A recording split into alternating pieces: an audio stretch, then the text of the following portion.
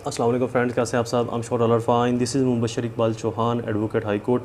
हमारा आज का टॉपिक इंतहाई इंटरेस्टिंग है। प्रोमिसरी नोट, पर नोट क्या होता है और स्टाम्प या अष्टाम में क्या फ़र्क है? क्या पर नोट अष्टाम एक ही चीज़ है? पर नोट कब दिया जाता है, इसकी लीगल वैल्यू क्या है, ये क्यों दिया जाना चाहिए, या पर नोट आपको कब लेना चाहिए और क्यों लेना चाहिए, इसका चेक के साथ क्या ताल्लुक़ है, इन चीज़ों को आज हम डिटेल के साथ डिस्कस करेंगे।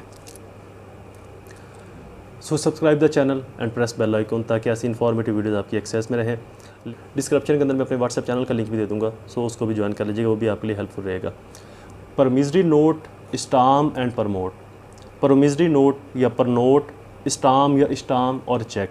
सबसे पहले तो ये समझ लें कि जो स्टाम्प है ये गवर्नमेंट की तरफ से जारी करदा एक डॉक्यूमेंट्स है जिसके ऊपर स्टाम्प ड्यूटी लगी होती है, एक टैक्स ड्यूटी लगी होती है, जो आमतौर पर रेंट डीड बनाने के लिए, एग्रीमेंट्स के लिए, सेल डीड के लिए इस्तेमाल किया जाता है। आल दो प्रोमिसरी नोट के ऊपर भी आप एक गवर्नमेंट की तरफ से अथॉराइज टैक्स लगा सकते हैं, जिससे इसकी वैल्यू के अंदर या इसकी वैलिडिटी के अंदर इजाफा हो जाता है। प्रोमिसरी नोट स्पेसिफिकली एक वादा है, एक वादे का मुआहदा है जहां पर एक पैसे देने वाला और एक पैसे लेने वाला, पैसे अमाउंट कब दी जाएगी और कब ली थी, इस चीज़ का जिक्र किया जाता है। जब भी आप किसी से चेक लें तो ये याद रखिएगा कि आपकी जो चेक की वैलिडिटी है वो सिर्फ प्रोमिसरी नोट के साथ ही स्ट्रॉन्ग हो सकती है। अगर प्रोमिसरी नोट नहीं है तो आपके चेक की जो वैलिडिटी है वो लगभग सिफर हो जाएगी, ये क्वेश्चनेबल हो जाएगा।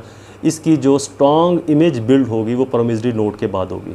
प्रोमिसरी नोट के जो इसेंशियल्स एलिमेंट होंगे, इसके अंदर क्या लिखना चाहिए या क्या लिखा होना चाहिए या क्या ज़रूरी है लिखा होना प्रोमिसरी नोट के अंदर, उसके अंदर डेट, जिस दिन ये तहरीर हो रहा है मुआहदा, अमाउंट, कितनी अमाउंट कर्ज़ देने वाले ने दी और कर्ज़ लेने वाले ने लौटानी है, क्या अमाउंट के ऊपर कुछ सूद भी लगाया है, अगर सूद है तो वो कितना, कर्ज़ लेने वाला और कर्ज़ देने वाला दोनों के साइन, अंगूठे जैसे वो चाहें, आईडी कार्ड्स नंबर, ये तहरीर होंगे। इसके लिए आपको गवाहों की या किसी और के पास जाने की ज़रूरत नहीं है। इसके बाद आप इसको रजिस्ट्रार के पास जाकर भी रजिस्टर्ड करवा सकते हैं, इसके ऊपर स्टैम्प ड्यूटी भी लगवा सकते हैं। अमाउंट के हिसाब से जो टिकट्स होती हैं, टैक्स होता है, उससे इसकी वैलिडिटी या उससे इसकी वैलिडिटी या इन्फोर्समेंट और ज़्यादा बढ़ जाती है। जब भी किसी से आप चेक लें तो उसके साथ पर नोट या प्रोमिसरी नोट ज़रूर लें, जो कि एक वादा होता है पैसे वापस करने का, जिससे चेक की वैलिडिटी के अंदर भी बहुत इजाफा होगा।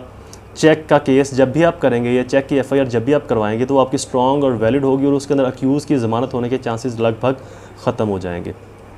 वीडियो इज़ कंप्लीट, दोबारा हाजिर होऊंगा किसी और इन्फॉर्मेटिव वीडियो के साथ। तब तक मुझे अपनी दुआ में ज़रूर याद रखें। अल्लाह ताला आप सबका हामी नासिर हो। वस्सलाम।